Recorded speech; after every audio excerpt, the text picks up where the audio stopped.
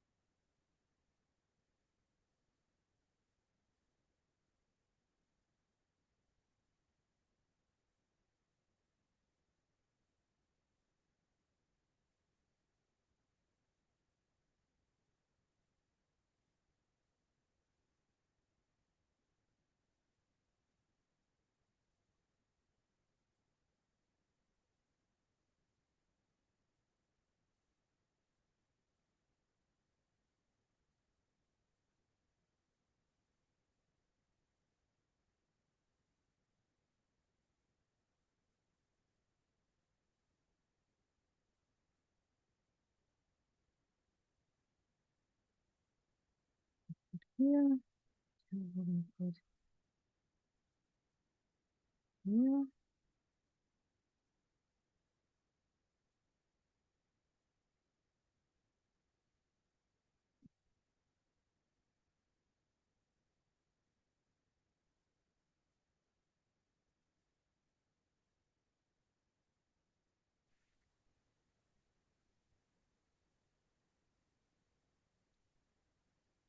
Buen día. Buen día. A ver, Carla. ¿Qué tal? ¿Cómo están? Muy bien. ¿Cómo te va? Bien, bien. Ve, yo estoy aquí hablando en español. Se me No, olvida. está bien porque, mira, ahora creo que todos los que estamos acá hablamos español en este momento. Abrí la sesión como para que nos vayamos precalentando para el día. Y vamos a tener un poquito de español y un poquito de inglés hoy, justamente para charlar de las ponencias en español. Y bueno, ver si además si les interesa y si quieren más cosas en español para tener feedback, ¿no? Y tener comentarios y ver si lo podemos ampliar para la próxima. Ok, ok. Eh, Es una excelente idea, Romina. bueno, me parece muy bien. Eh, Porque en pre- general, como yo ya estoy acostumbrada a que todos los summits me meto y son cosas en inglés y todo, entonces, solo que a veces de los mismos nervios de preguntar algo es como que se me olvida cómo se dice la palabra en inglés y es como, ay, ¿cómo era? Tengo sí, unas lagunas mentales ahí. no, pero te manejaste re bien ayer en inglés, así que eh, no sé si llegaron a ver las presentaciones de Nuria y de Antonio. eh, Vi la de Antonio, no la terminé.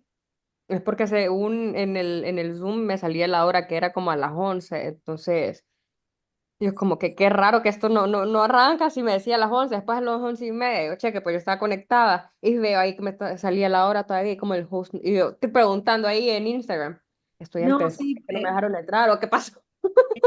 en la parte, mira, les voy a mostrar en la página, te paso por el chat, a ver, ¿a dónde Es que en el calendario me dice que es a las 2 de la tarde, pero porque es la hora de Los Ángeles, si no me equivoco.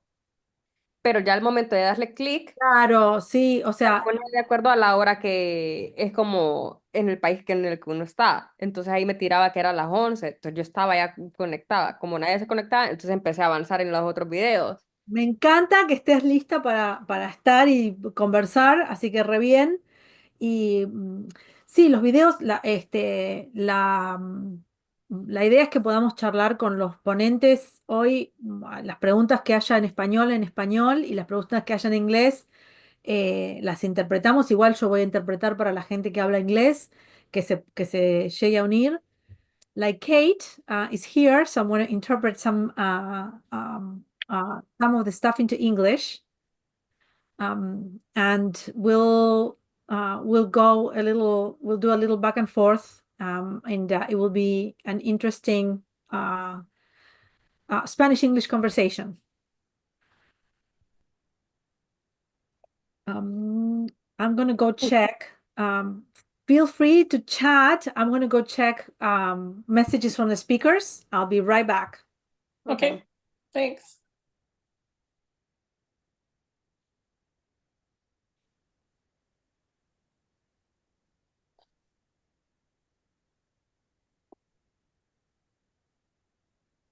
How is everyone today?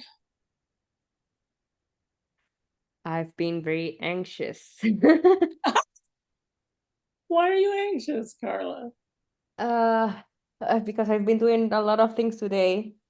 And apparently there's a hurricane nearby. And because I've been with the summit, I've been in total isolation of what's happening outside.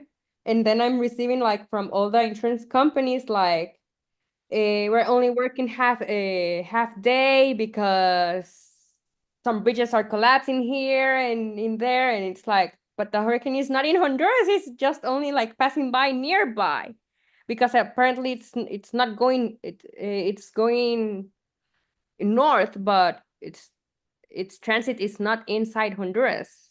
But Oh, apparently all the rain that it's been falling, it's causing chaos in the north of the country. the weather has just been extremely bizarre. Yes, it's weird. I hope you're safe. I know I am. I mean, I'm in my house and like, If we lose you, we'll know why. no, I didn't go to the office because of the summit, because if I'm over there, then the employees are going to be like, excuse me, Carla, can I do something? It's Carla this, Carla that. And it's like, I cannot be like I'm Carla, listening to the videos or I'm listening to the people. So right. when I'm in the summit, it's like work at home. Well, the topics again today are quite interesting, aren't they? Yes, I'm kind of new with all this AI. I was in a summit with Jacob around August, July, August, maybe. Right. And there were like 2 or 3 ladies that were speaking about AI. And this is around like the creative process and everything. It was very interesting. And because I have to start using AI with the insurance companies, and it's not like in the insurance because we're like brokers.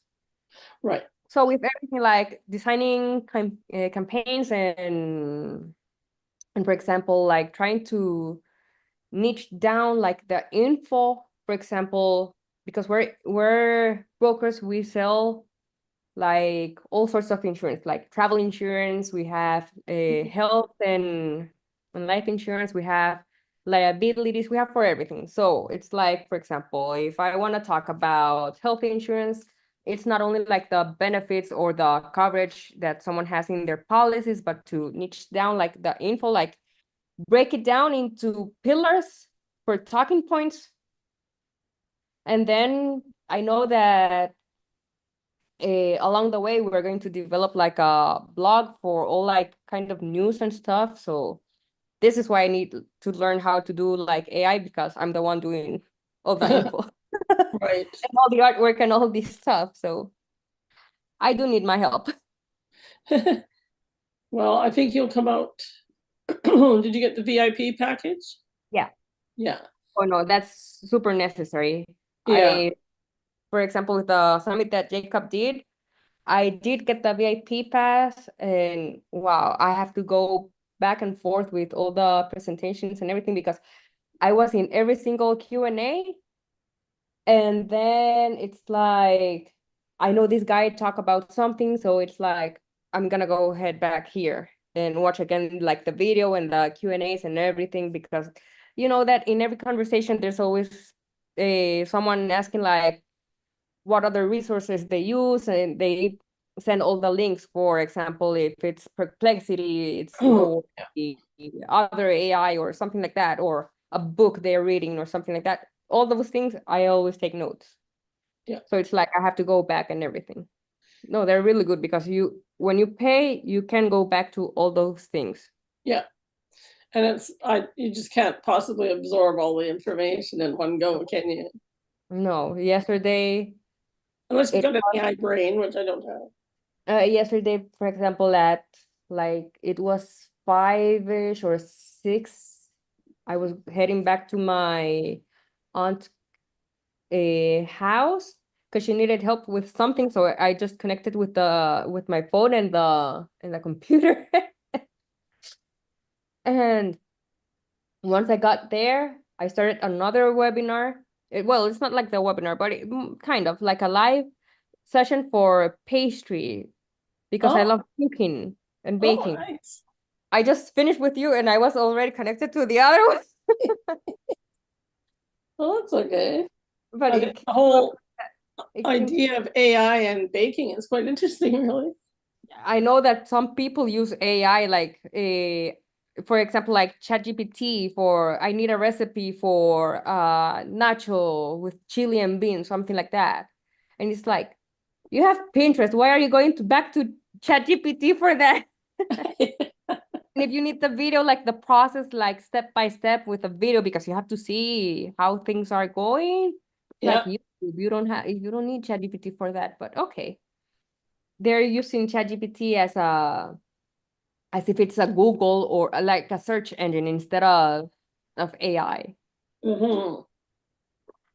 So yesterday when I was listening to, I think it was Diana, when she was talking about the influence in the environment and everything, it's like, wow, and people are using it like a search engine and not for what it is. So it's all the consumption of energy and everything affecting the planet. No, Yeah. but I think it's a yesterday, transition phase that users are in, when it's new and yeah. excellent. Okay, I am back and I was checking, and Antonio just sent me a message. He has COVID and has lost his voice. So, Oh, he sent me a long text telling me how sorry he is. We were talking yesterday, and he was at another session yesterday. And he was already um, he thought it was just the stress and everything, and it's like I can't talk today. So I um, luckily I know the project, and I will be able to answer questions about that. So and the way they work with the project they're developing, the Empatia tool. So we can talk about that, and I will make the announcement. We're going to give people time to come in because this is kind of the pre-session session, a little bit early. So it's really good to hear just some feedback about yesterday, and Carla, what you were talking about in terms of the energy. I think it's a little bit crazy that yes, we don't need to use AI for everything. I actually tried last week the ChatGPT Chrome extension Mm-hmm. search engine, and it's like I don't want AI to tell me things from its knowledge base, even if it's enhanced by the web. I want Google or whatever search engine to tell me what's there, and Yes. then I can make my own decisions. So I feel like also emphasizing that depending on what you need, you can actually increase your decision-making power without AI. And one of the sessions today, Blair's session, is about summarizing for decision making, which is a great use case, but it doesn't, it's very specific. So, we need to pick and choose. Yes. For example, the one time I did use like ChatGPT for making is that where we're developing like the buyer's persona and everything Yeah. for marketing, and so it's like I told my brother, listen, it's like it's that I'm receiving WhatsApp messages. uh, I've been in like many, it's not tutorials, but many like classes for HubSpot because they have an academy. And I tell my brother, like, some things in marketing, they are like really difficult for me to understand. Like, I do understand what they're telling me, but I don't know like how to apply it. And it's like, yes, I know that I have to make like some surveys and stuff, but it's at the same time, it's like I don't have the time for that because I'm a graphic designer and you have me doing these other things. And it's like, I mean, he's the expert in marketing. I'm a graphic designer and he's putting me doing things of marketing. So it's like, all I need, it's like a basic information because that's not my forte. Yeah. It's not my expertise. So it's like, listen. So in terms of like understanding everything, it's like, okay, we are like these, let's say it's like a young agency. It's not like, I mean, my brother, he's 36, I'm 34. The other coworkers, yes, they are like around our age as well. But our view is not like the old institutions, for example, like certain banks or something like that, that they have like that long run. And our approach is always like when we're talking to clients and everything, yes, it's formal, but it's not like if we are in a certain age or everything. So it's like our point of view, it's always like a young perspective, like modern and simple, and at the same, it's not like the wild or something like that. So it's like, okay, I need to develop, like, these are the clients that we have segmented them, like if they're gold, silver, and bronze. And now we need like the buyer personas for this, like for travel, for these kind of clients, for these other things. So that's how I've been using like ChatGPT. And then it's like, okay, for niching down, for marketing aspects, for campaigns, for Google, it's Google or Facebook or Instagram. And yeah, I mean, I think that's a very good use case, an example of what um, what you can use ChatGPT for in your process behind the scenes, and then you can augment that idea of your customer. And if you're doing, you guys have a perspective, you're a young crowd, or if you're going to advertise for older people, for younger people, get a sense of, okay, how would you make two different copy, like the actual just examples of writing. Can you help me figure out the aesthetics, even, Yeah. the style? Like I don't know if you were there. I think you were there yesterday. I was talking about I've done projects where I do illustrations in anime style for young readers, and in realistic style for older readers. So that, and what does that look like? And sometimes, especially for you as a graphic designer, you can get just some help for like a sample, and then you can go off and enrich it on your own and continue on your own, because you have the ability to manipulate a lot of what's happening in the graphic tools. Yes. I send you a message. I think it's your community manager, the one that's running your IG messages. Yes. I sent her the picture from Freepik. Is that sometimes I use Freepik for icons and stuff, for reducing my time in doing icons. So, and there's from their updates, they have AI. Now you can use like develop AI over there for in general, like if you want a picture and you set up the kind of photography you want, for example, the lightning and some tweaks over there. So, and I realized that's why I made that comment yesterday, that in Freepik, for example, when you guys were talking about like how to distinguish AI from the normal picture in stock images or something like that, they do have like this icon that says AI. It's for the copyright reasons, maybe. Yeah, and I think some of the questions is, okay, we need to figure out where this is coming from, but also if we get it from an AI system, do we disclose? How do we have rights to that image? And for example, one of the things, and I posted some of the summaries that we talked about, of what we talked about yesterday. Some AI systems will tell you you need to give us credit. You need to, and so there's a lot of movement in the regulations area of how are we going to consider this? Is the AI immediately public use, or because it was your prompt, you tweaked it, it's your IP.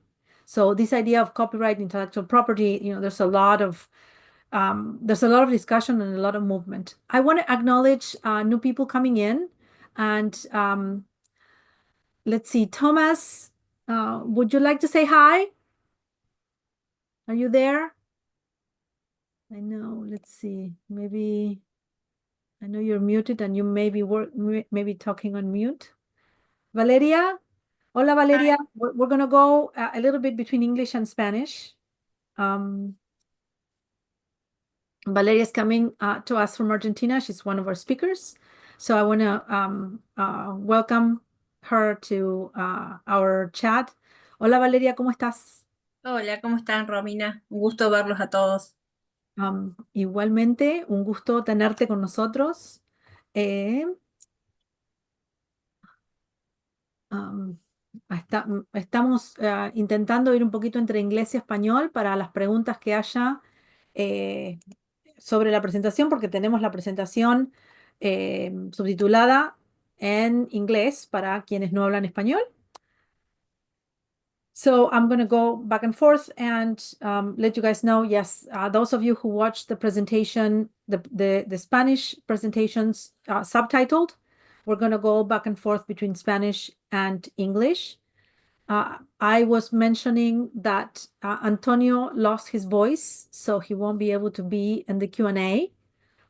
So we're going to use that time because I want to be mindful of the schedule that we have, and we told people Antonio's Q&A was going to be between now and 12:30, and Valeria and Nuria's was going to be between 12:30 and 1. So I want to be mindful of that. So we have a little time to do a couple of things.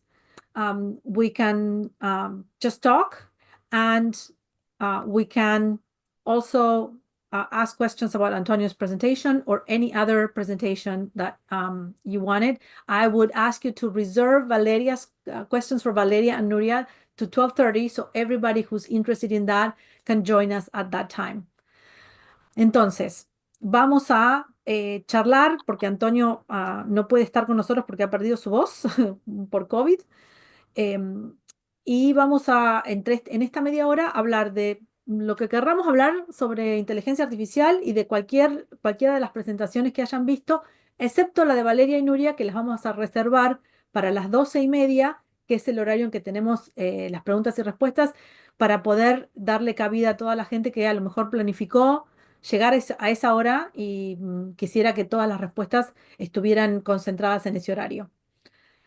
Así que Perfecto. ahora podemos preguntar, charlar en inglés o en español. Yo voy a ir hacia el otro idioma y vamos a tener, bueno, un poquito de interpretación consecutiva, pero sí, con libertad de poder charlar y preguntar. So if anybody has questions, you can raise your hand or open your mic and ask a question, and I will be your back and forth between Spanish and English, so we can have a bilingual Q&A time right now, or discussion.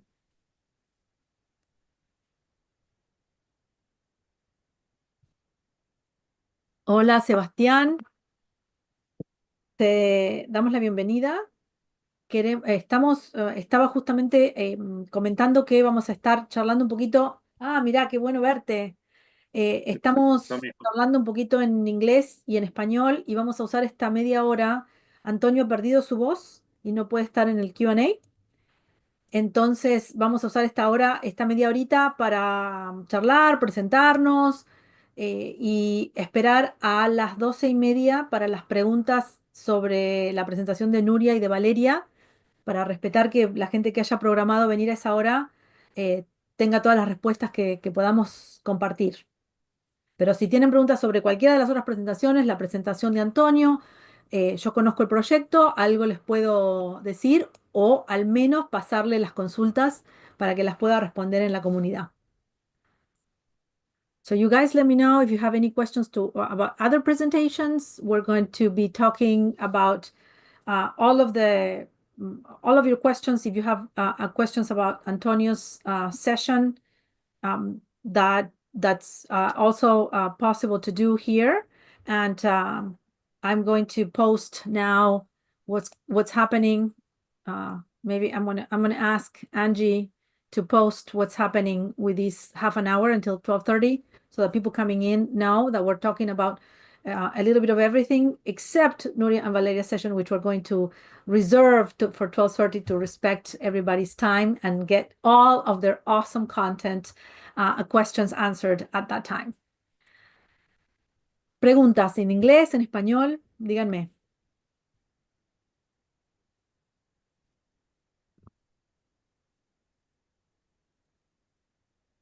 Es que aún no he visto los otros videos. Sí, incluso de otros videos. Ahora tenemos como horario de charla.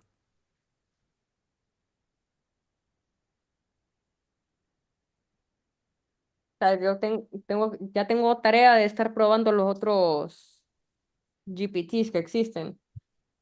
En el único que he utilizado, creo que no fue si, no me acuerdo, creo que fue Perplexity, creo yo que fue para comparar, por ejemplo, mi página web y que me dijera así como que qué le podría cambiar o algo así, como qué mejorar. Entonces, porque yo sé que ChatGPT no le deja a uno como analizar páginas web o algo así. Entonces, como con Perplexity creo que así fue. Y sí me dio un desglose como que es una página, o sea, por los colores corporativos y todo eso, o sea, me dio un resumen de la imagen que tiene. Y después así creo que sí fue tipo como uno que otro punto como de mejora. Hay una nueva funcionalidad de Perplexity, que es la creación de espacios. A través de crear espacios, uno puede precargar un prompt, una forma de asociar información para chatear en esa conversación en particular. Y me pareció algo súper positivo. Me parece que por ahí viene el futuro de lo que es la inteligencia artificial. Esto de mejorar los prompts y crear inteligencias artificiales específicas que puedan realizar una tarea, como son muchos de los proyectos que vimos en estas jornadas. Vale, te están dando mal el micrófono. ¿Estás? ¿O soy yo?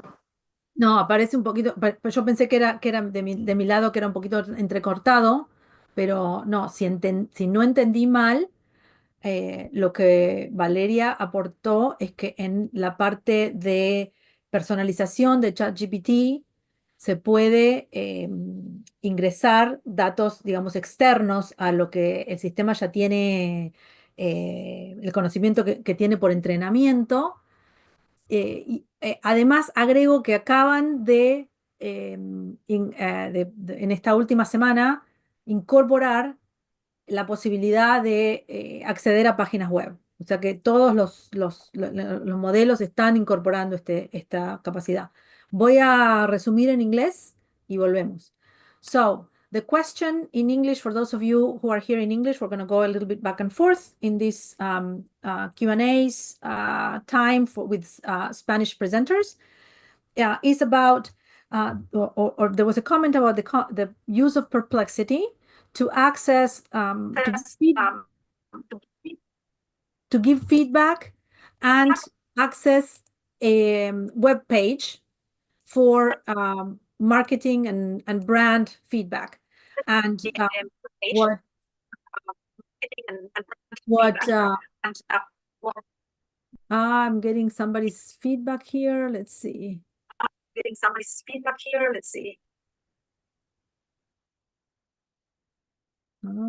Okay, hopefully that works better. Okay, and so the use of Perplexity to get feedback on a web page, because Perplexity was the very first large language model interface to be able to not only use the knowledge that it was trained on, but also access current live web pages to get information to do what's now known as augmented generation. It's augmented with data outside of the training database.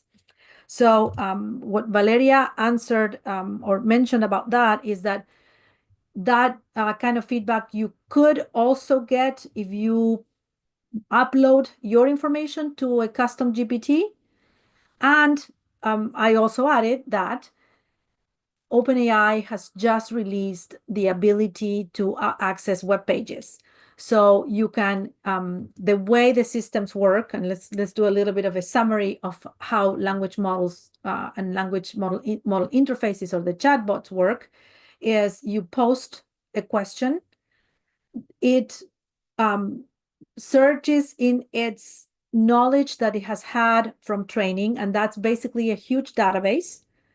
In the case of ChatGPT, everything that's on the internet for free and some things that may not have been there is readily accessible, but they did access them. And it from that knowledge, which it will tell you, I was trained with knowledge up until May 2024.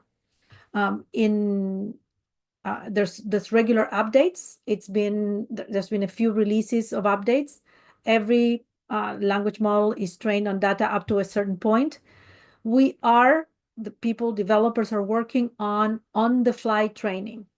People are working on retraining the model as questions are coming in. That doesn't quite happen yet.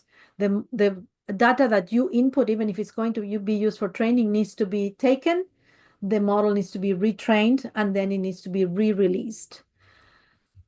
I'm going to go with this little bit of a summary into Spanish as well.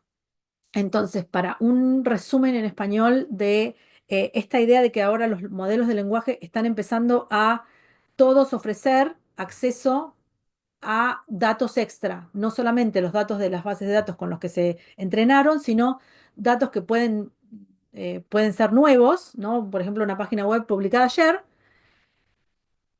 que lo lee y también lo consume, lo resume y te da la respuesta en función de todo su conocimiento más esa página.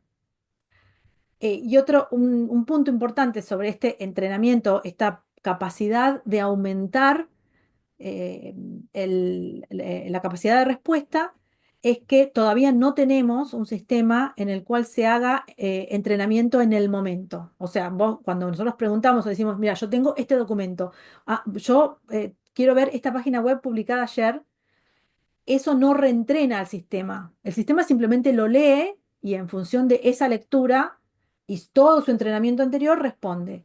Para incorporarlo a esa base de datos de entrenamiento, los desarrolladores toman los datos, los procesan generalmente un poco, reentrenan al sistema y lo vuelven a publicar.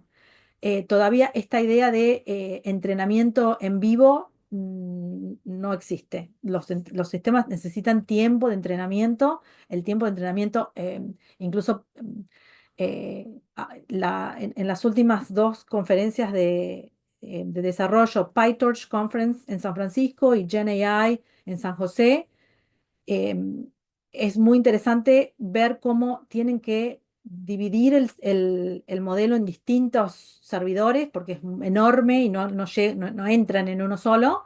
Entonces, eso tarda tiempo y el procesamiento tarda tiempo. Por ejemplo, Firefly, de lo que estuvo hablando Jacob ayer, en este momento, bueno, hasta principios de año, la verdad que ahora puede ser un poquito más rápido, tardaba 46 días en entrenarse. So one other thing that I mentioned just now in Spanish is that the training of some systems takes time. And an example is the training of Firefly. I happen to know somebody at Adobe, and the training of Adobe Firefly was taking about 46 days. So it takes time to retrain. More questions. ¿Más preguntas, comentarios?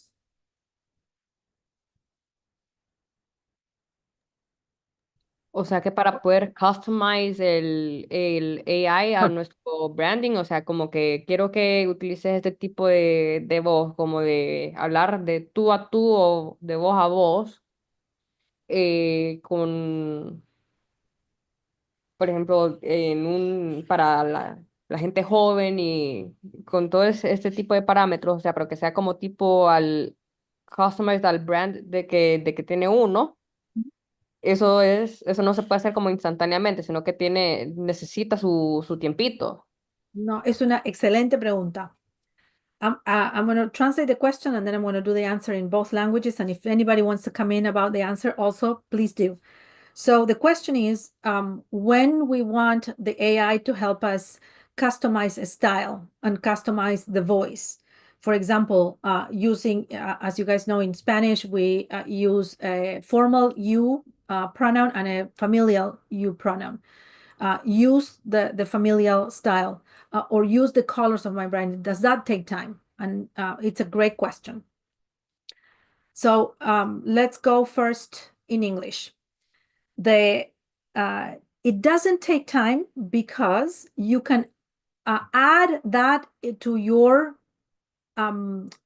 personal knowledge base. And so the system will read that and it will answer taking into account that those documents. What happens is if you, the system will not take that into account to answer somebody else. It's only in your area. So it's good in the sense that you can herd your AI into having your tone of voice or your style, you know, for writing, your style for even creating graphics. But you will access that only in that specific project. If you're only asking one of the models, for example, Claude, a question said, I have this document, this is the style I want, produce this brochure in this style. It will, but the next time you want something similar, you have to upload it again because the amount of information that you can upload has a limit. To solve that, you can go into custom projects like custom GPTs, projects in Claude and projects in Mistral. And then with that, you can have those documents living in that project just for you. So that is a great solution. However, for example, if that project gets erased for any reason, the system will not go back to your brand. You have to re-upload the instructions. Does that make sense? Yes. So it's not like it has it's not like a OneDrive, for example, that you can upload for example, a policy, and it's like, okay, using my voice, I need you to tell me like which are the benefits of this travel policy, for example, and it will just describe all the items that I need. It's Yeah, not. you can do that. You can give it a specific document. But the difference between the training of the model and the using that augmented data for an answer is that it's a little bit like if you share a conversation if you share a message with someone on the phone and you record it and the other person gets it and then they delete it. Okay. As long as they have it recorded, they can access it. But once it's deleted, it's gone. They go back to whatever they knew before. So and this is more of a development question about AI. You can totally use it and augment your answers with your own data, but that doesn't mean that that data is going to be available for everybody immediately. Let me go into Spanish and then we'll come back. Okay. Vamos a hacerlo también, a trabajar esto en español. Carla pregunta, si tenemos entonces una serie de instrucciones sobre estilo, documentos, que queremos que el sistema, sea ChatGPT, sea Claude, el que sea, tenga en cuenta. eh, ¿Tarda tiempo? ¿No tarda tiempo? ¿Cómo funciona eso? El sistema lo tiene en cuenta, se llama respuesta aumentada, pero lo tiene en cuenta en ese momento. Entonces, las diferencias son en la manera, en las maneras de interacción con el sistema. Si nosotros le preguntamos una pregunta directa, decimos, usa este manual para darme la respuesta sobre X pregunta con ese estilo. Lo hace. La siguiente vez que nosotros vamos a hacerle la pregunta, o si seguimos preguntando, em, tiene una capacidad de memoria y se lo olvida a lo que nosotros le dimos. Podemos solucionar eso haciendo un proyecto, un custom GPT, haciendo un proyecto en Claude, y los documentos y las referencias incluso visuales que le damos viven en ese proyecto. Pero no significa solamente en ese proyecto, o sea, nosotros le podemos dar, que es también lo que está bueno, ¿no? Decir, yo quiero que, yo lo hago para clientes, para este cliente usa esta referencia, este estilo, y para este otro cliente este otro. Entonces, eso en parte está bueno, que el sistema no tiene todo incorporado. Si nosotros quisiéramos desarrollar o reentrenar el sistema para que siempre tenga en cuenta esas cosas, lo tenemos que reentrenar no solamente dándole la referencia en la pregunta, sino incorporando todos esos datos en el proceso de entrenamiento del que hablan Valeria y Nuria y que vamos a hablar en un ratito. More questions, más preguntas, ideas. A, a ver si hay tiempo. Yo tenía ganas, viendo que estás vos y tanta otra gente que enseña a escribir y a comunicar en lenguaje claro, quería ver qué tanto sentían que estaba incluida entre la gente que recibía esas capacitaciones, esa instrucción, la, la práctica ya de escribir ayudado con la inteligencia artificial. Digamos, ¿cómo está cada uno incorporando la inteligencia artificial y los programas, los modelos de lenguaje en la enseñanza de escritura? Eh, no sé si hay tiempo suficiente, pero viéndote a vos, viéndola a Kate, a Nuria, a Valeria, me parecía interesante conocer cómo era la experiencia de cada uno con la inteligencia artificial, tanto si la ofrece como un recurso o qué percibe de la gente a la que uno capacita, ¿no? Me Mi, parece. mi experiencia, sí, sí. Me encanta la pregunta. Déjame traducirla en inglés o Ok, interpretarla ok, en inglés y después dale. Okay, so the question, this is a very interesting question. Um, in terms of educators, and we are talking in the context of plain language writing. So Sebastian is asking whether we plain language writers, writing educators, are A, using AI for writing, B, using AI to teach writing, and what's our experience in using it as a resource for ourselves and our students. So, vamos a empezar en español. Compartirnos tu historia. No sé si querés compartir tu experiencia o tus preguntas al respecto. Sí, la comparto en función de iniciar la discusión. Yo típicamente lo que a ver, me presento un poco, a mí me toca capacitar básicamente, yo estoy radicado en Buenos Aires y me toca capacitar, diría, como dos grandes públicos corporativos, de empresas, organizaciones, gente de departamentos de comunicación, o no por ahí específicamente de comunicación, pueden ser ingenieros o o gente que arma informes de auditoría, y después trabajo bastante con lo que sería lenguaje claro legal, plain legal language en estudios y también en la administración pública. Mi experiencia, yo la vengo incluyendo, mi experiencia viene siendo bastante variada. Me he encontrado organizaciones que, por ejemplo, todavía la prohíben por cuestiones de confidencialidad. También me he encontrado que en esas organizaciones que la prohíben por cuestiones de confidencialidad, igual hay gente que la usa, por supuesto.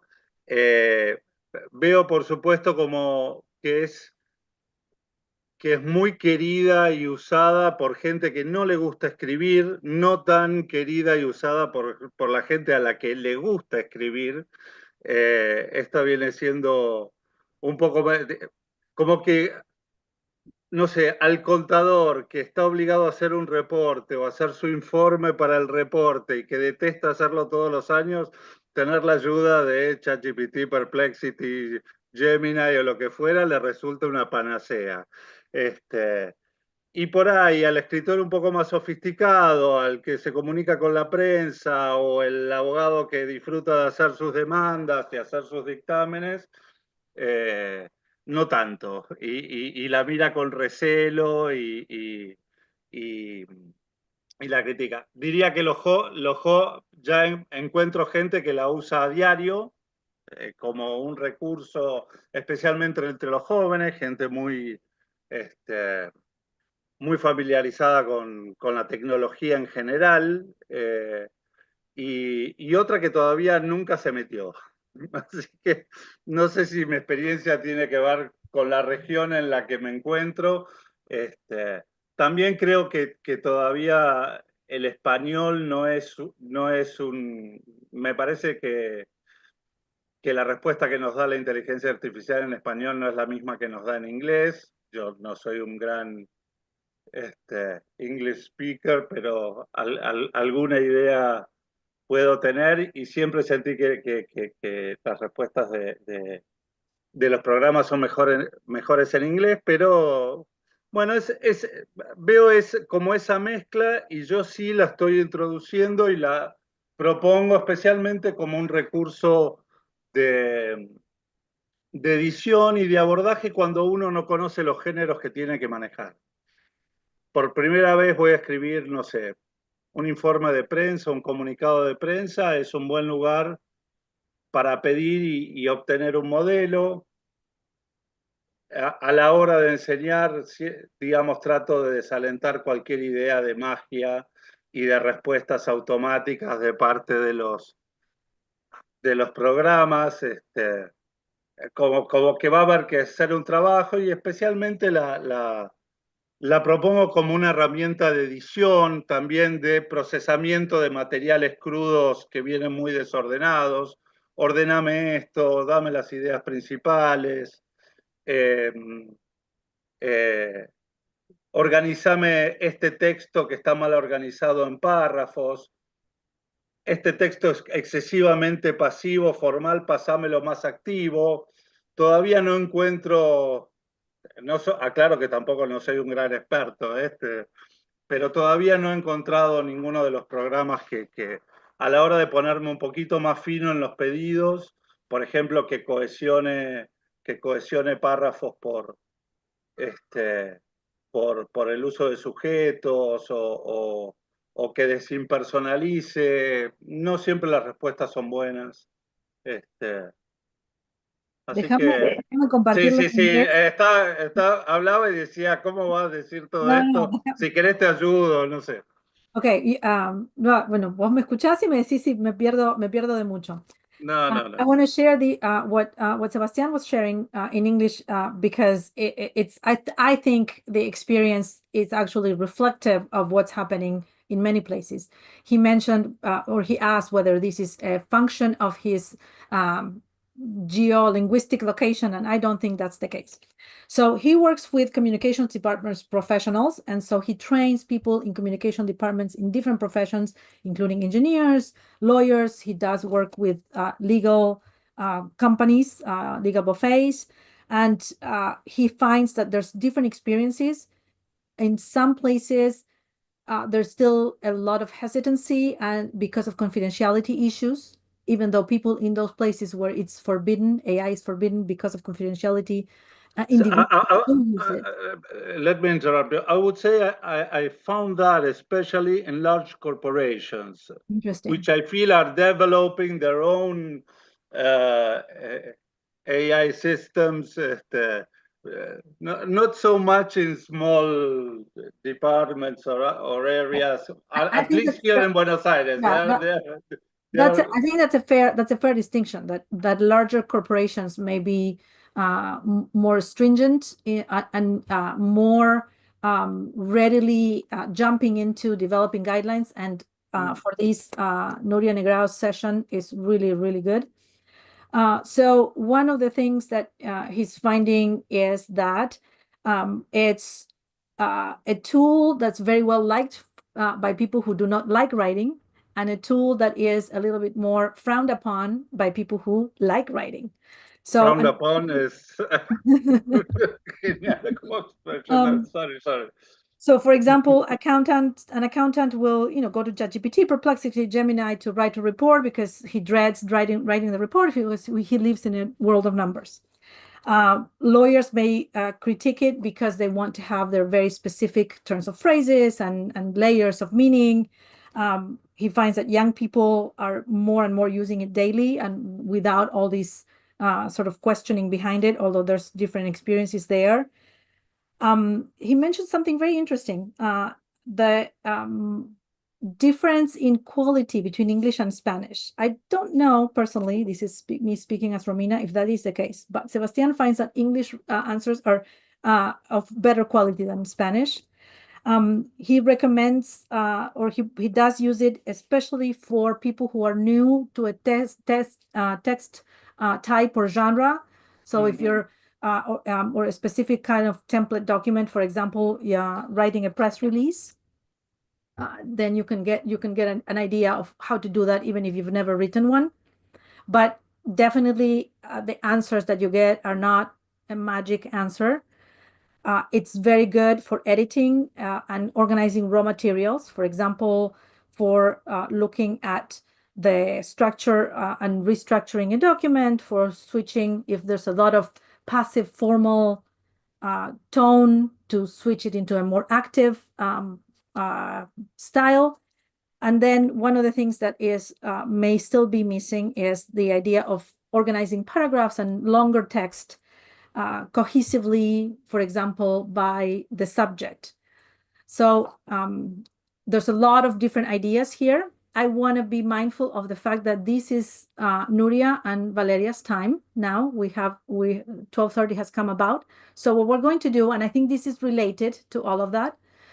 So what we're going to do is we're going to put this on hold for a minute, come back to these, and I think some of these will be, it's also part of the conversation and why Nuria and Valeria have done the project that they shared, which I am very, very grateful that they did.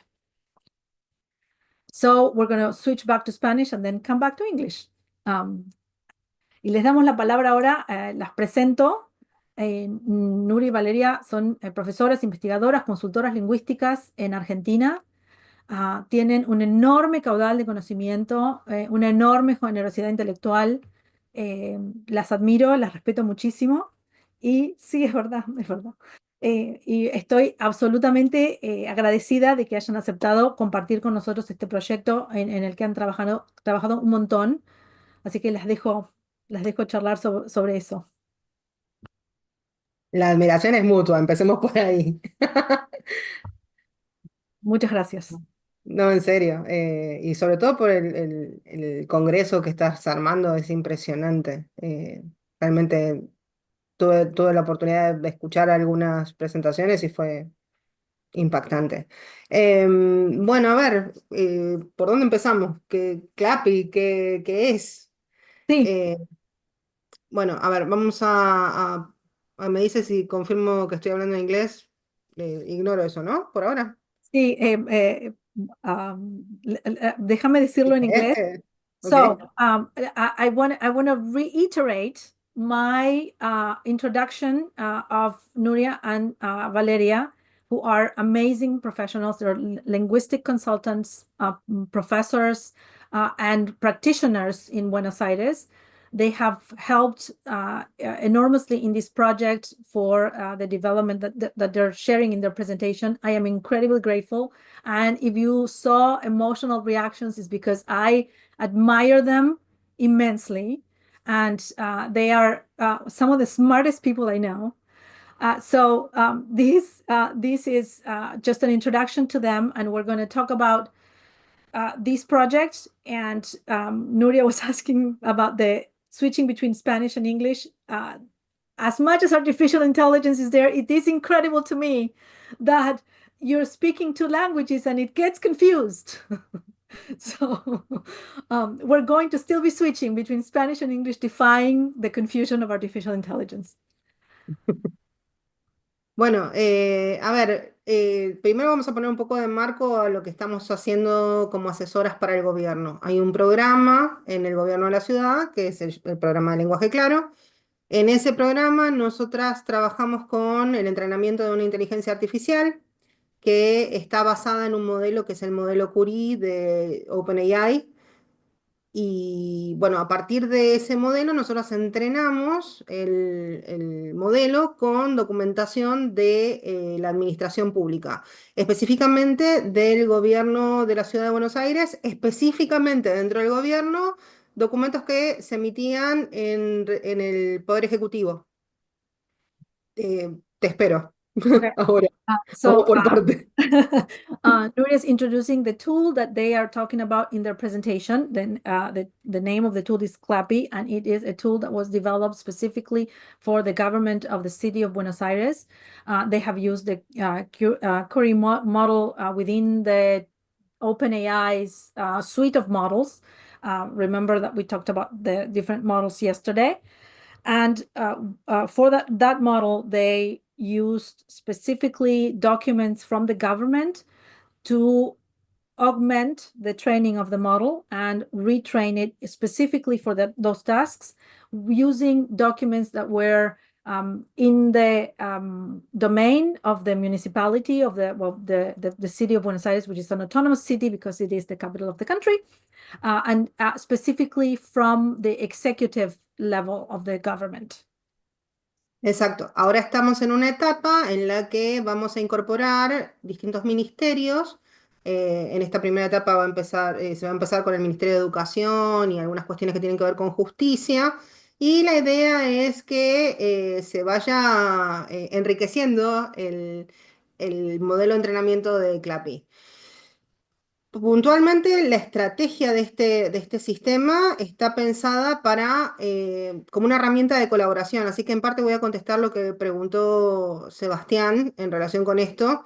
El objetivo de Clappy es que sea una herramienta que tenga recursos como de cierta didáctica, para que la persona que redacta no solamente entienda cómo funciona la lógica del lenguaje claro, sino que por ahí entienda algunas cuestiones que por ahí hacen no sé, la esencia del uso de gerundios, de voz pasiva, es decir, cosas muy sencillitas que, digo, si estudiaste Derecho no tenés por qué saber todo eso, o si estudiaste Medicina no tenés por qué saber que es un complemento directo, entonces ese tipo de informaciones no van a ser cursos de gramática, pero sí se va a ir reponiendo poco a poco esa información.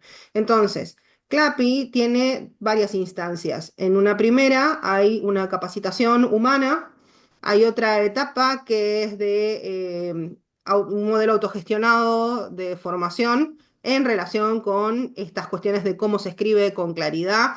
Básicamente nosotros trabajamos con el concepto de perspicuidad en relación con esto, es decir, que los textos sean entendibles y accesibles, no solamente que se entienda, sino también la cuestión de la accesibilidad.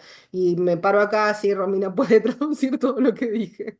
So the idea with for enriching the tool, as we said, it's a tool that is now specifically trained with executive area documents from the executive in the sense of government executive area, to expand it to secretaries that are beyond the executive power, like education and justice, to enrich CLAPI and expand the collaboration strategy that it uses for creating understandable documents. So not only work with and answer how to clarify an executive kind of content, but also educational and legal content. And this is related to what Sebastian was asking about collaboration.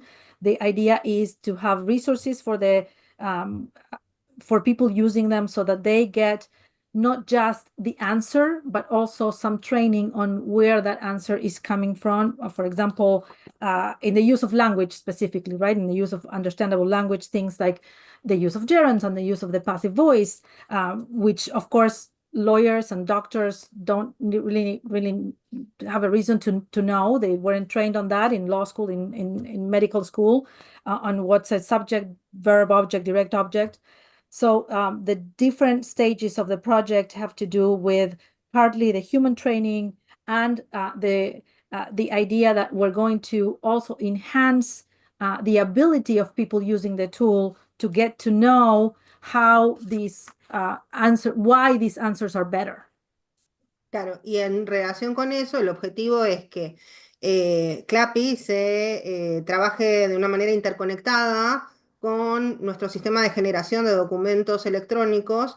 Entonces, todo lo que tiene que ver con la parte de macrosintaxis, que también había sido parte de la pregunta de Sebastián, es decir, cómo se da cierta cohesión en cuanto a estructuras de determinados tipos textuales.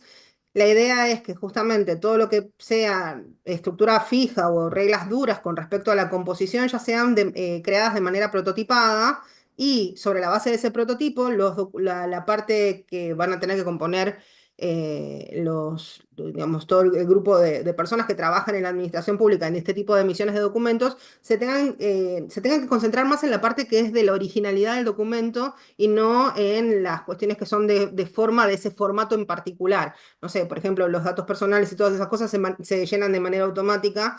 Es un tipo de inteligencia artificial que no es de un modelo generativo, es una regla dura de un algoritmo, no tiene nada de creativo eso, pero sí la parte de los prototipados es la etapa en la que estamos ahora, justamente con educación, con una parte del Ministerio de Justicia. Y tengo la sensación de que me está faltando uno, creo, bueno, Salud en parte también está trabajando con lo mismo, y la idea es que en ese proceso nosotros hagamos mesas de trabajo para crear nosotras, Valeria y yo, con el equipo de Lenguaje Claro, modelos que son eficientes y claros para las comunicaciones en relación con lo que necesita cada área de la administración, y que no tengan que estar pensando tanto esas partes, sino que puedan concentrarse en lo que tiene que ver con la información delicada. Y con eso, de alguna manera, se aceleran ciertos procesos, se garantiza el grado de accesibilidad y también la cuestión de la perspicuidad, porque en general lo que pasa es que no...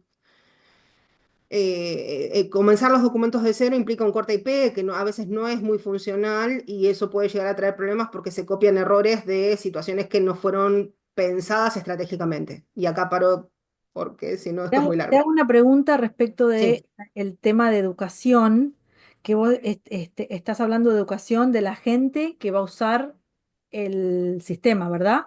exacto. Ok, O sea, siempre estamos hablando de empleados de la administración pública. ok. Okay, I was just getting a clarifying answer as the interpreter.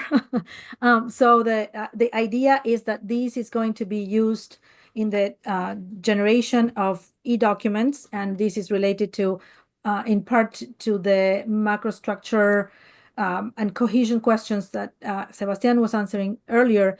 If we get all of these aspects that can be captured in rules for templates, for the creation of templates that are specific to a genre, to a text type, we can help people focus on the original content, on the content that needs to change, that is unique to each case, without having them worry about, oh, I don't know how to create this form. I don't know how to create this specific type of document. And some of these can be done in a way outside of AI, because some of the rule-based aspects are algorithmic, and it doesn't need any generative creativity.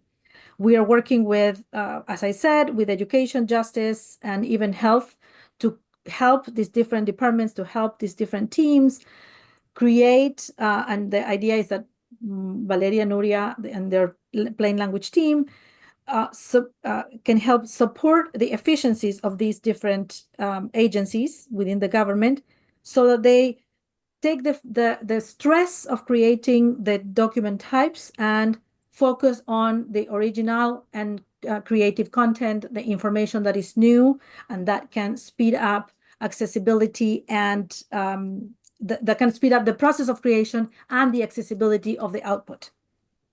Exacto. Y bueno, justamente la idea es que estén interconectados el que genera los documentos en términos de prototipo con Clappy. Clappy se concentra más que nada en todo lo que tiene que ver con la parte de la redacción original y lo demás va a estar validado de antemano. Esa es la idea. Es decir, es como un pensamiento, es un preprocesamiento que te garantiza resultados. El objetivo siempre de las plantillas viene por ese lado. Y tiene que ver con la funcionalidad, con cuestiones que tienen que ver con la accesibilidad, el respeto de las personas, de las individualidades.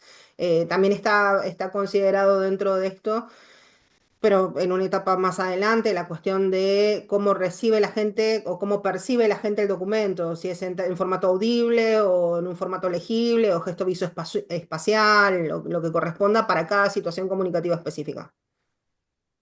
Y digamos, el generador de plantillas sería un aspecto y Clappy Es un, Está entraría. interconectado, exactamente. Okay, so yes, I think I find this very, very interesting. So the goal is to have Clappy, which is the generative model that they have developed for the executive level of the government, be expanded into these other areas of health and justice and education so that it can interact with the template creator, which is a more rule-based and basically old technology way of doing things with rigorous rules that create these prototypes, these templates, so that they both help the template in the creation of the structure of the document and Clappy in the development in the actual writing drafting process. So it helps you with your linguistic choices for the original side of the content. And then eventually to expand the accessibility in order to be able to get into different kinds of readers, so adapted to the readership. And they're going to work in the future with different outputs of that of the documents and the content, so that this gets into adapting it to different preferences of readers, different user experiences. Exactamente. Tengo una pregunta al respecto. Sí. En esto, porque esto es una de las cosas que a mí me parece que la inteligencia artificial nos va a permitir hacer algo muy interesante y a la vez preocupante, que es, y es una de las cosas que nos permite, por ejemplo, hacer el Markdown, ¿no? El lenguaje de marcado liviano. Tenemos el contenido, pero lo podemos mostrar de diferentes maneras. Entonces, si el contenido va a haber un contenido, digamos, original, pero mostrado de tantas maneras diferentes, está muy bueno por un lado y por otro lado parece como que fragmenta mucho el mensaje. Ujú. Y a uno le aparece de una manera y a otro de otra. Y pienso en, por ejemplo, en la experiencia de leer un periódico. Yo no recibo más periódicos en papel, pero mi periódico digital tiene la forma del papel. No me gusta leerlo en digital. Si leo el diario en línea, lo leo en línea, pero mi periódico lo quiero con formato periódico. Em, ¿Tienen alguna, digamos, están pensando en eso? ¿Es parte de la discusión? No, hay una parte compleja que es el tema de lo que está dispuesto por las leyes en cuanto a cómo se tienen que presentar los documentos. Lo que se va a hacer es que los documentos se van a presentar de la manera que te lo pide la ley, pero en el adjunto va a haber un adjunto en función de los perfiles humanos que necesitan determinados tipos de recursos accesibles. Por ejemplo, las cédulas se emiten de forma electrónica, pero también se emiten en papel. Hay personas que necesitan el papel porque no son digitalmente hábiles, ¿sí? En términos digitales por ahí no tienen habilidad y necesitan el papel, pero también hay personas que el papel no lo pueden leer por algún tipo de imposibilidad y en esos casos necesitas, por ejemplo, un recurso audible. La resolución va a salir, o el documento que sea, se va a emitir en la manera en que tiene que salir, ¿sí? Pero va a tener adjuntos que van a ser los que te garantizan la accesibilidad para el formato que sea. Dentro de las cosas que nosotros veníamos hablando, y esto sí es años luz, porque falta un montón en el camino, Uno de los temas era, por ejemplo, la cuestión de hacer las adaptaciones también en lectura fácil para explicar determinados tipos de documentos, o, por ejemplo, las traducciones en los casos en los que necesitas hacer una versión en una lengua, por ejemplo, una lengua aborigen, porque la persona por ahí es monolingüe y no, o sea, por ahí tiene la titularidad de su casa, pero no sabe qué es lo que dice ese papel. Que desde el punto de vista de cómo leemos ahora la cuestión de la interacción de las personas con los documentos oficiales, es un poco violento esto de tener un papel y no saber qué es lo que dice.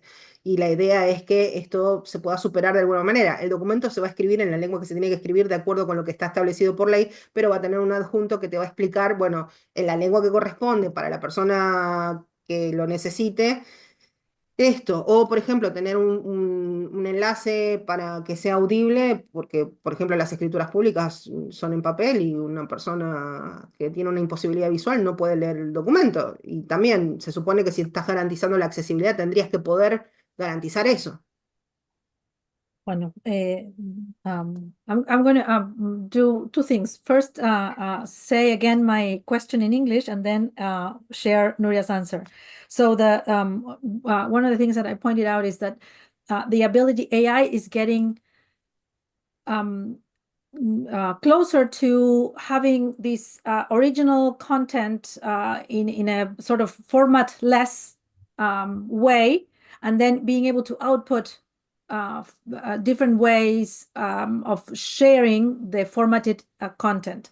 For example, with Markdown, we can have the same kind of Markdown document and then output into HTML, output into PDF, output into Word, etc. And so what my question was, I think this is exciting on the one hand, but it can generate fragmentation on the other hand, because we may be looking at the same kind of content, but because it looks different or it feels different, we don't know that we're actually looking at the same content. But Nuria pointed out that this is actually a great resource for accessibility. And I'm going to go back to her explanation. She was talking about for the specific projects that they're working on, there's a very guiding principle, which is what the law requires the information to be like. So there's some legal requirements, and we all know, and we all deal with government documents. So there's some legal requirements about the output, but there's also the need to have this duality between digital and paper formats, or medium more than formats. So the goal will be to have the original output as the law requires, but also have options for accessibility. And these could be attachments, for example, of an audio version of the written document, or things like that. And she was saying that there's a lot of development that still needs to happen, and it's light years ahead. I don't know if it's light years ahead, but she to do things like easy read versions, which are a very simplified translation of the content, usually for people with certain cognitive impairments, or even for second language speakers. The translation into indigenous languages, for example, it is a very limiting factor to have somebody, for example, have a document in the official language of the country and not be able, like an ownership title, but not be able to Perdón, Romy, hay un problema. La Argentina no tiene lengua oficial. So I thought about an official language, or the largest distribution language, Claro. main language. And even if it is one of the things that even if you do have an official language, and which a lot of countries do have, and they still need translation for other languages. There's a whole debate about whether we're going to call them foreign languages if they're spoken in the same place. But the idea, for example, and the example I think is a very interesting example of a person who speaks an indigenous language, has an ownership title in Spanish, and they have the paper in front of them, but they can't read. They can't fully understand what's happening. So the goal will be to have an attachment to that, where we have different media for accessibility and language translation also for language access. Y Okay. lectura fácil. We're getting to the top of the hour, and Blair is coming in, so I want to let people. Do you guys have any questions or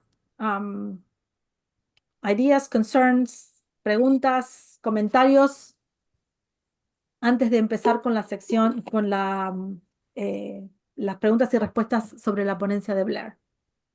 Vale, tenía una parte que quería contar de la parte del dataset mínima. Ah, excelente. Yes. No, prefiero, como mucho de esto ya quedó grabado en el video, sí quisiera hacer hincapié en todo lo que podemos hacer los profesionales de la lengua, los lingüistas y los traductores para lo que es el entrenamiento de las inteligencias artificiales. Bien lo comentaba Sebastián, de que da la sensación de que las respuestas en español no son tan buenas como las respuestas en inglés, y es porque estas inteligencias no están alimentadas con una mayoría de datos que están en inglés. Y eso hace que, por ejemplo, algunas reglas gramaticales propias del español no se cumplan. De verdad, solamente por haber participado en el entrenamiento de Clapi es impresionante la experiencia y todo lo que aprendimos. Tenemos que, obviamente, dedicarnos a aprender un poco más lo que es el detrás de escena de la inteligencia artificial para poder entender qué le podemos pedir a una inteligencia artificial y qué no. Y tenemos que también darnos cuenta de que el mundo, tal cual lo conocíamos, cambió y va a seguir cambiando, pero nosotros podemos ser parte de ese cambio justamente si involucramos a la inteligencia artificial no solamente como recurso, sino también como campo laboral. Me parece que los lingüistas, los traductores, los correctores, podemos trabajar en la preparación de esos datos para que esas respuestas que nos den las inteligencias artificiales específicas, estos famosos sistemas expertos que están alimentados no con la gran base de datos de toda la información que hay en Internet, sino con base de datos específicas, cuidada por profesionales, y nos puedan dar soluciones más específicas, como es el caso de Clapi. Fantástico, fantástico. I think that those remarks are super important. So Valeria refers everybody to the video for some of the details of how the training process worked. And I highly recommend that you guys go back to that if you haven't watched their video. But she emphasizes the fact that the training of the systems is an aspect where we linguists and we communicators can learn more and can support and can steer in a way. And this is related to what Sebastian was asking or mentioning about the perception that Spanish output is different and of lesser quality than English output. And Valeria mentions that in their experience with the training of Clapi, she has seen how the models are trained a lot on English data, with so much more English data, that some of the rules and mannerisms that they adopt have to do with the English language, and so the rules of Spanish may not be followed or may not be completely followed. And this experience emphasizes the idea that we need to learn what we ask of a model, how we ask it, how we need to acknowledge that the world is changing, and that we can think about curating our data. And I think this is a hugely important question.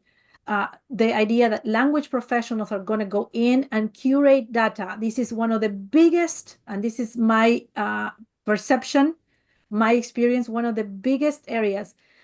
I have engineers training on datasets from 1980 because that's what's available. 1980 people, because those are the data sets for certain specific tasks. So we can help professions curate their data to train systems better on specific tasks so that they are smaller and they are focused and specialized. So I think this is a fantastic way to say, okay, this experience is getting all of us to think about how we can actively participate in these projects. I love it. Además, Romy, es una gran oportunidad que tenemos las distintas países de Latinoamérica de resguardar nuestras variantes regionales. Es decir, que cada país pueda proteger de alguna manera su idioma y que aprovechemos el gran recurso que es la inteligencia artificial para que ninguna lengua vuelva a desaparecer. Okay, otro de los another aspect is I want to summarize very quickly the importance of artificial intelligence to help us preserve languages. And there is, I can tell you that in the language preservation, there is an incredible amount of projects. I forget the name, but one of the PyTorch winners at the PyTorch conference this year is a team that is working, leveraging data sets from languages of bigger distribution to work with languages of lesser distribution, which means their languages spoken by a lesser amount of people. I believe languages change and morph and everything, but to be able to, I mean, wouldn't it have been fantastic to have had recordings of, Egyptian, the way it was spoken, or Latin, the way it was spoken? So that is also fantastic. No, igual, Romy, también está el tema de que Clapi, por ejemplo, está hecho con variante rioplatense. Nosotros no manejamos el español de la variante panhispánica, por ejemplo. Entonces es comprensible para nuestra región. Yeah, and that I think this is, oh my goodness, this I think opens the door. Nuria points out they train Clappy with River Plate Spanish, with Spanish from the area of Buenos Aires and Montevideo.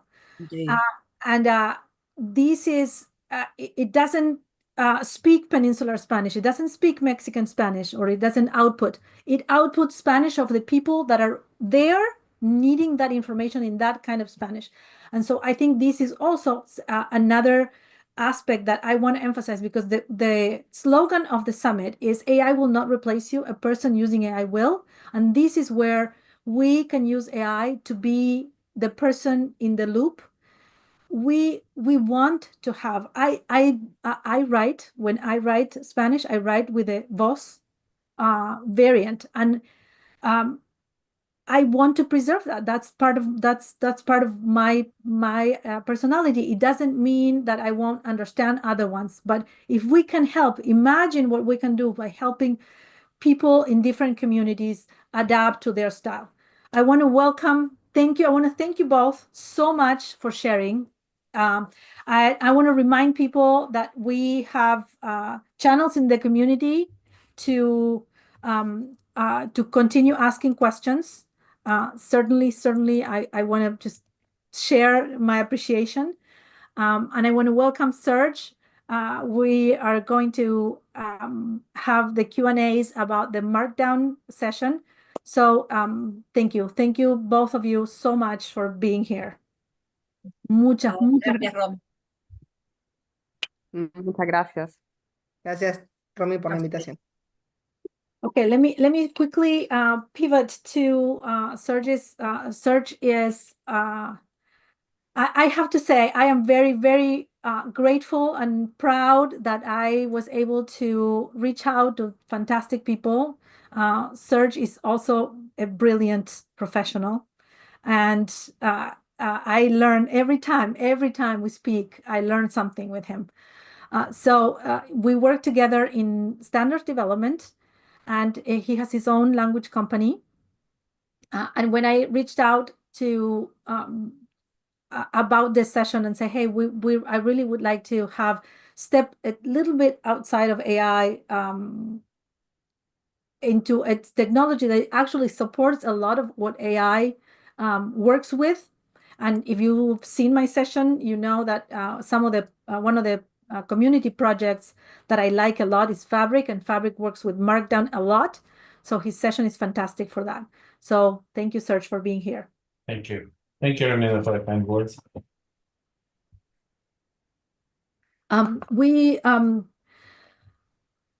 La gente que está, I've been interpreting back and forth.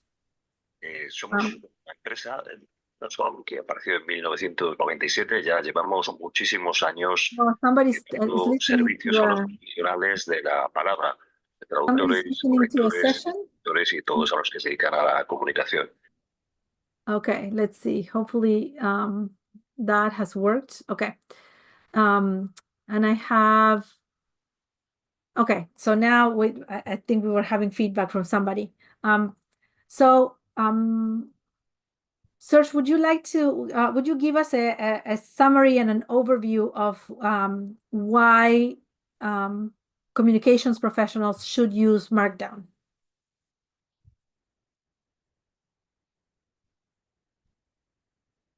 Well, for a number of reasons that they can, well, when I was preparing my presentation, I was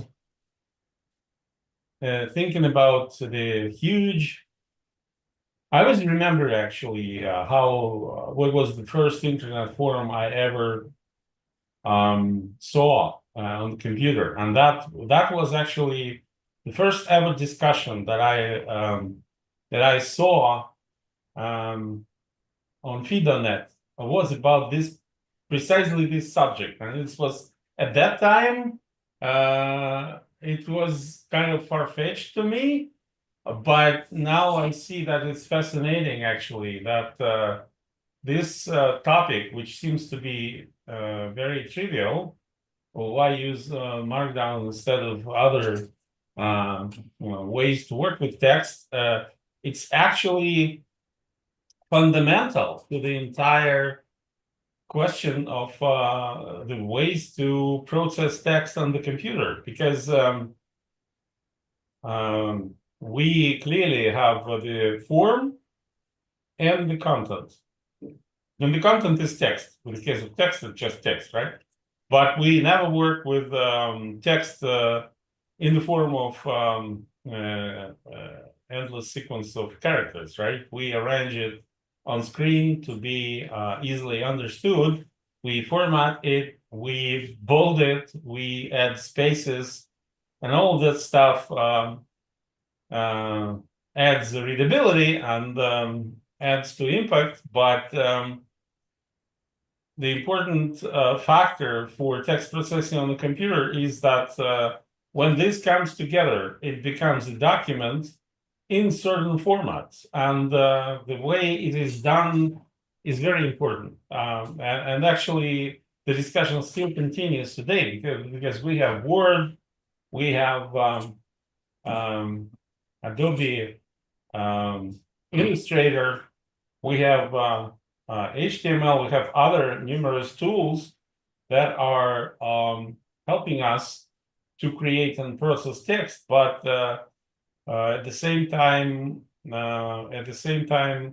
we just have the problem of working with text, and that is process-wise a separate issue. So what should we be working at? And as AI ML world is conquering the scene of the everything that we are dealing with, clearly the Linux world is taking over. And in Linux world, everything is very simple. Everything is done is the maximum simple fashion.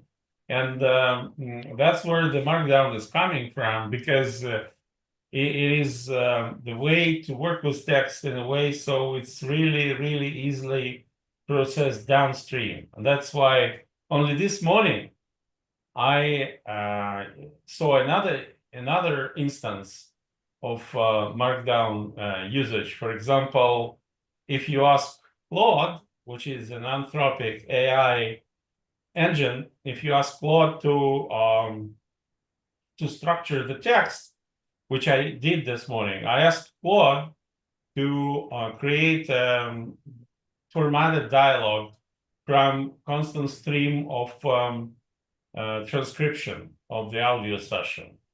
And it formatted me a document nicely. AI formatted me the document into a dialogue with the headings, with the names of people who were speaking, and it was done very nicely. A great productivity booster. And when I tried to download the file, it downloaded, it gave me Markdown file. And I was really amazed by this fact, because today we are going to talk about this very issue. So try Claude, try to give it text, try to structure it, and then try to download it, and you will see the Markdown file. I actually can even show it to you if you want. I can share the screen and show it to you because it's still on my screen. Maybe I can do that. We have a second for that. Let me see. Maybe I close this. While you look at that, I'm going to take Yeah. advantage of this time and just interpret into Spanish for some of our attendees. Yeah. Le pedí a Serge que nos diera un pantallazo, digamos, de lo que significa Markdown, que este idioma de marcado ligero. Los idiomas de marcado son como HTML, XML, son idiomas que se utilizan para dar información metalingüística sobre lo que está escrito. Como tengo mucha gente de lingüística, esa es una explicación que no puedo dar normalmente. Entonces, lo que hace el marcado ligero es poder diferenciar el contenido del formato. Y es fundamental, la aplicación, se puede aplicar, es necesario por muchísimos motivos, es fundamental en el procesamiento de texto en el mundo moderno. Porque las computadoras, en definitiva, procesan una serie interminable de caracteres. Entonces, nosotros, obviamente los humanos, para la legibilidad, para tener mayor impacto, necesitamos formatearlo, poner cosas en cursiva, poner cosas en negrita, obviamente utilizar espacios. Los espacios no siempre existieron en la comunicación escrita, pero en el procesamiento computacional, para agilizar el procesamiento, el formato en realidad es una capa de información que es independiente del contenido. Por supuesto, utilizamos formato en diferentes herramientas como Word, como HTML y otras, pero en el mundo de la inteligencia artificial y del aprendizaje computacional, está ganando terreno lo que se usa en el mundo de Linux, que hace todo muy fácil. Y yo les puedo decir que la verdad que me impresionó la presencia de Linux en los últimos congresos de inteligencia artificial. Y esto, digamos, el uso de estas herramientas que separan formato de contenido facilita el procesamiento en los distintos estadios del desarrollo de un documento, por ejemplo. Y Serge nos comenta que esta mañana utilizó Claude, una de los modelos de Anthropic, para estructurar un documento. Le pidió que estructurara un documento, una transcripción de un audio, y Claude estructuró la transcripción con títulos, subtítulos, los nombres de los ponentes, de los hablantes. A él le facilitó la lectura muchísimo, es una herramienta de productividad. Y lo interesante es que Claude, cuando él le pidió de bajar el documento formateado, le dio un documento de Markdown, porque ese documento le va a permitir a él mostrarlo de diferentes maneras. Y nos va a mostrar el documento con el que estaba trabajando. All right. Do you see my screen now? Yes, we do. Okay. So this is Claude. I don't know how much you see because Zoom obstructs part of my screen with those. Okay, now I move this to the top. Okay, and I'll move this down here. Okay, so I have a script which looks like this. If I go to a notepad,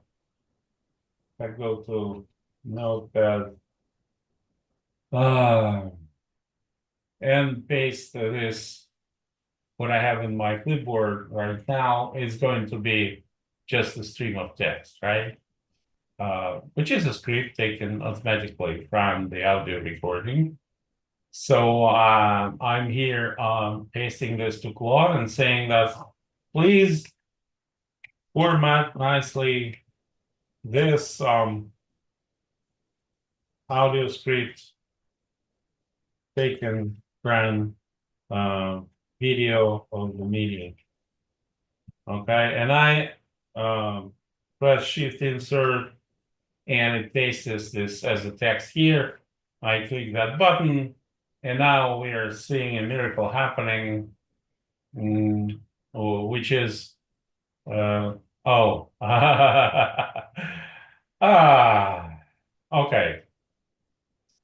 Yeah. Now it's formatting in a different way. Okay, let's do this. And we'll click stop, and we'll click stop and redo this. Please format this script taken from video into a file. Let's see what it gives me this time. The problem with AI, of course, is that the output is unpredictable.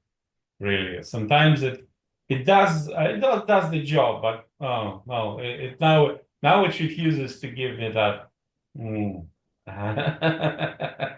visit effect. It's called visit effect. When you show you something, Yes. Let's wait for a second, and then we'll ask it to give us a file, and then you will see it eventually. And I noticed that sometimes it goes and gives me a file, and sometimes it doesn't, and it's not consistent. It's because it's probably because it may happen because the modern version of AI engines, they try to remember what they've been doing with this account. And if you're repeating the instruction, it is assuming that it didn't do it right the first time and trying to give you a different answer. That's why. But we'll see. Well, this takes time. And what if you prompted, can you give me a file with this information? Yeah. So this is and it's interesting. Maybe it gave you Markdown earlier.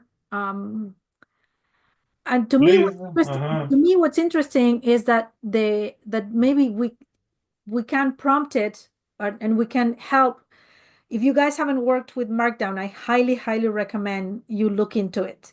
There's a lot of resources online. It's very similar to, and even simpler than HTML. And you can create you can create your content. And I am a person that's very visual, and I like formatting. So I do look at the output of Markdown quite often. But it really helps you stay away of that formatting loop that sometimes writers we get into, and we're like, oh, this is not looking quite right, but I am still developing the idea. So let's just forget about whether the headings are in font 16 or 18 and think about the structure and the content of the text, and then we can go back and make everything pretty again. So it allows you to think about the structure without worrying so much and how it ultimately will look like, because you can manipulate that. But now I managed to do it to make it for what I wanted to do it, and it still takes time. Yeah, but we'll see. We need to finish this process because at the moment it doesn't have a file yet, but we'll be there very soon. So this is just an illustration of how this is done in this particular engine. They are not giving you the Word file. They are not giving you the text file. They're giving you Markdown. Why? Because Markdown already has simple inline markup information that allows you to have a nice text representation. And the Word files are unnecessarily overcomplicated for that purpose. Do you know that actually we have a cut tool which is called CatMint? do you know? That's why I know what I'm saying about what I'm talking about, because we have our own cut tool, and I can tell you that the most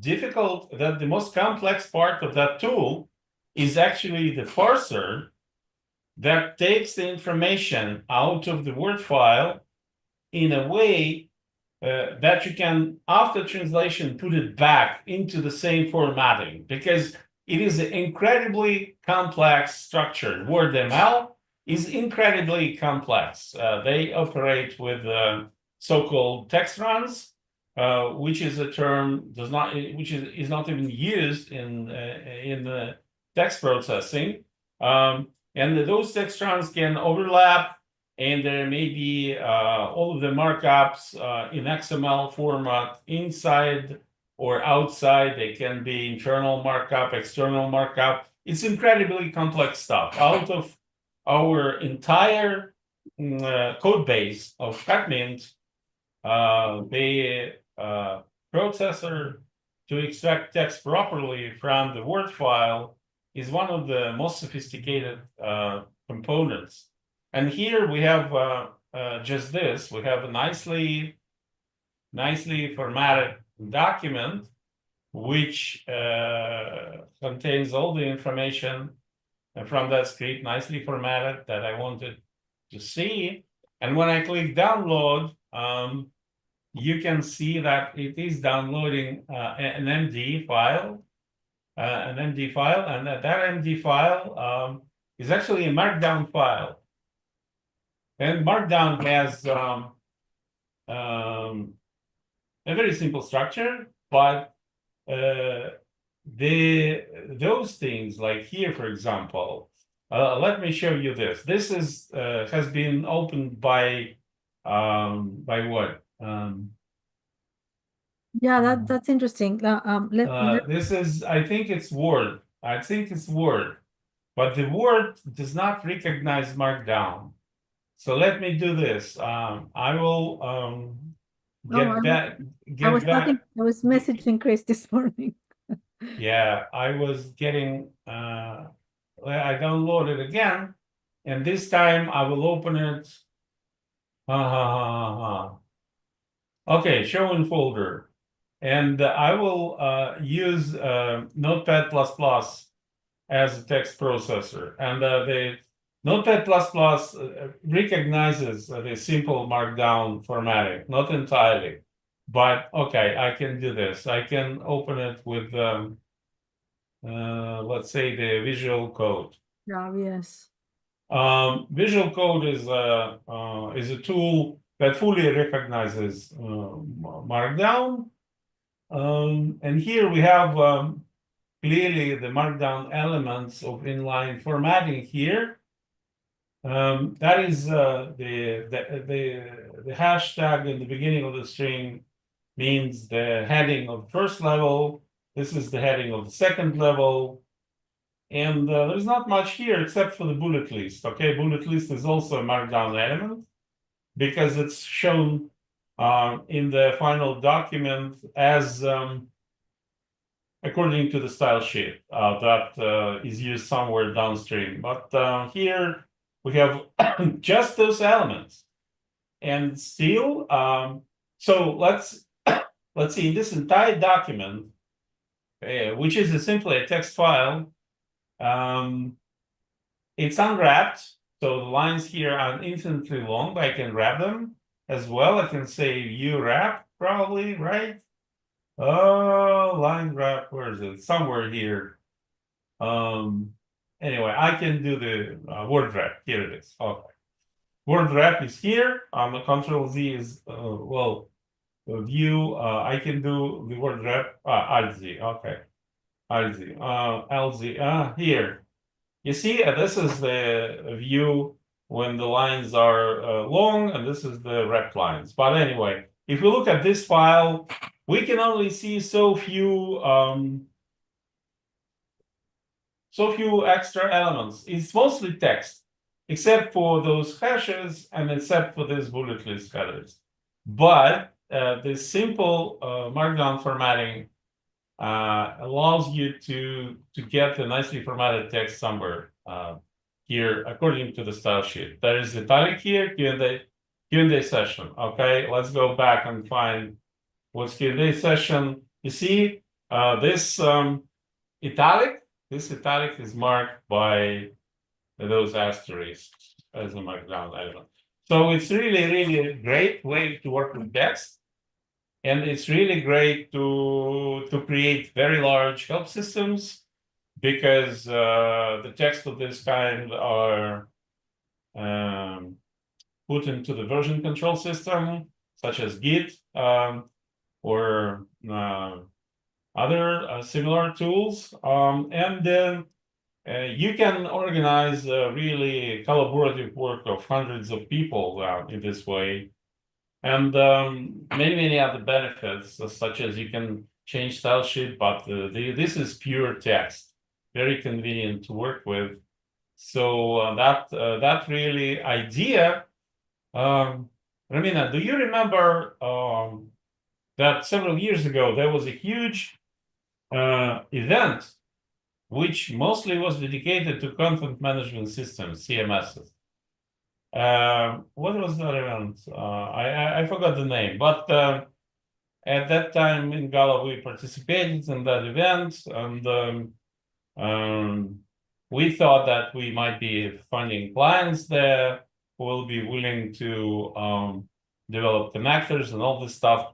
But I think that all of those content management systems were disrupted with Markdown because eventually the industry went to the point where they just realized that you just don't need to have such a great variety of complex tools for a very simple purpose, to work with text. So the Markdown basically disrupted a lot of much more complex approaches.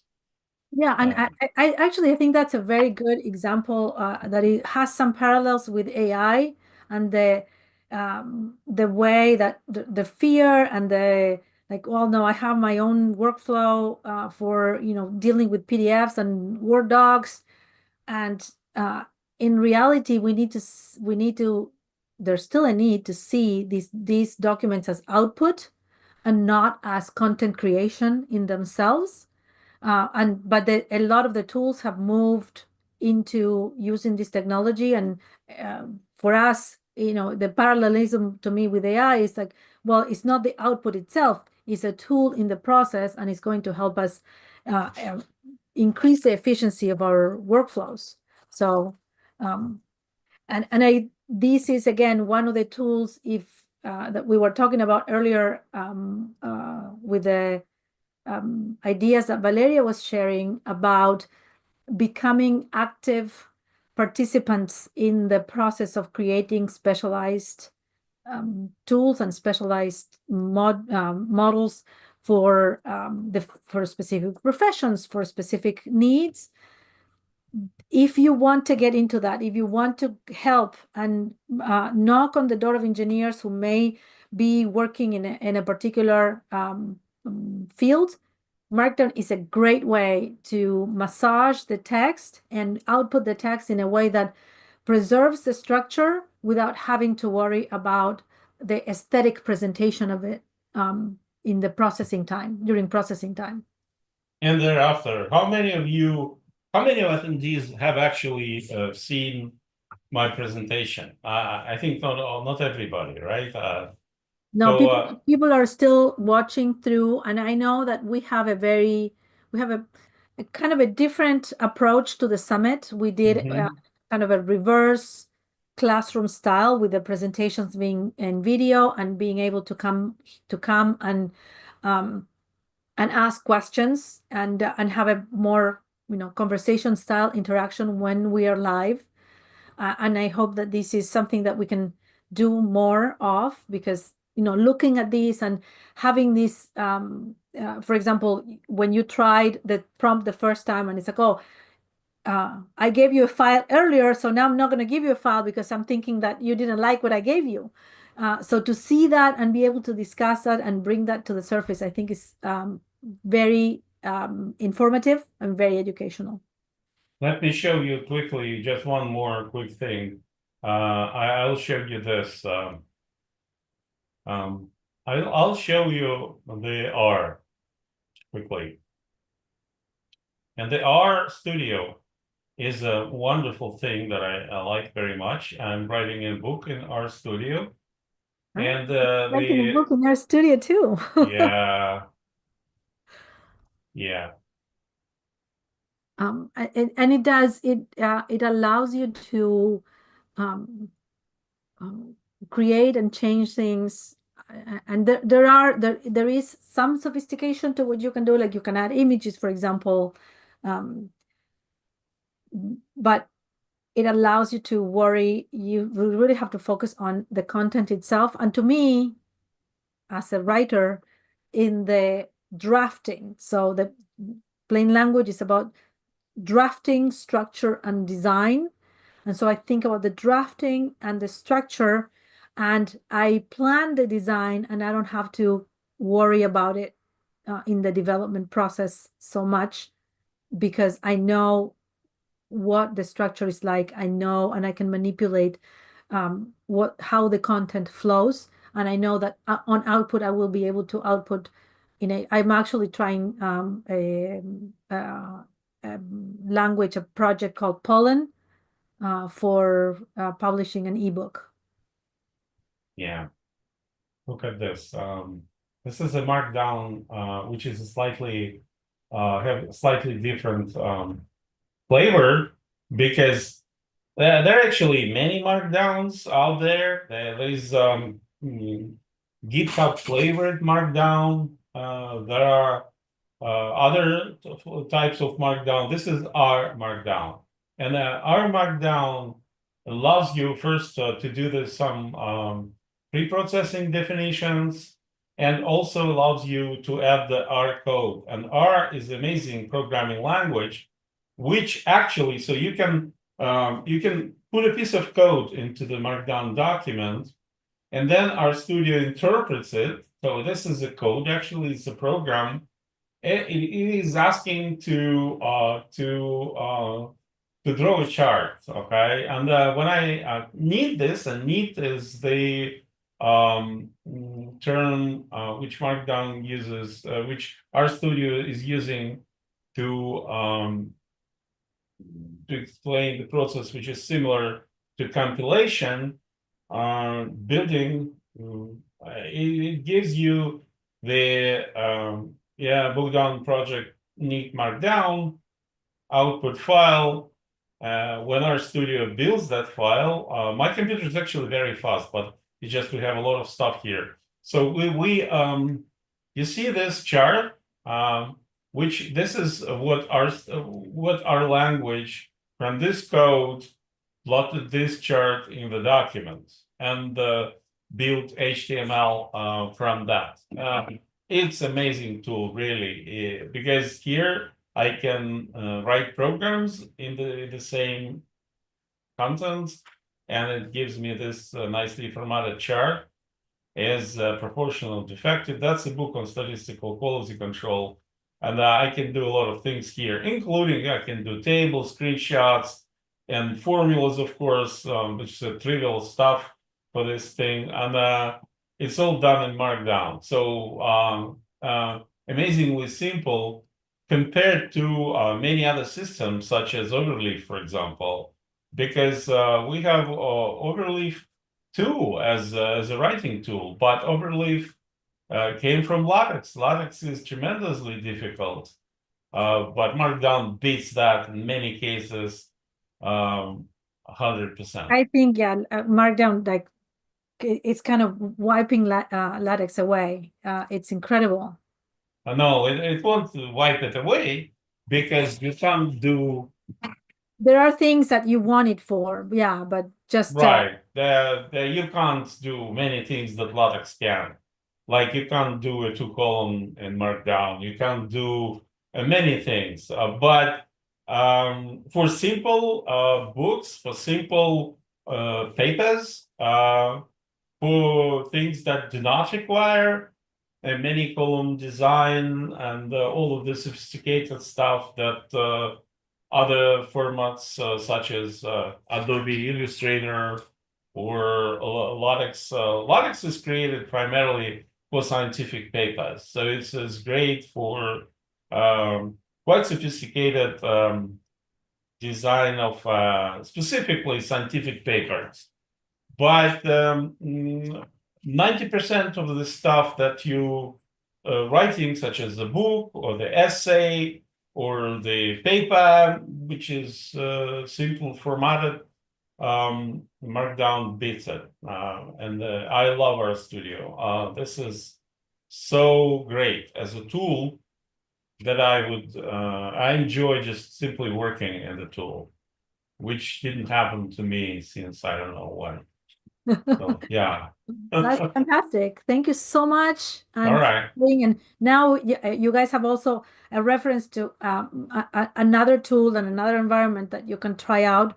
I love R, and I think that there's RStudio is very easy to use, and there's a lot of functionality in it. Of course, we use it for research and statistical processing, and it's we still use SPSS, but there's a lot that you can do in addition to that sort of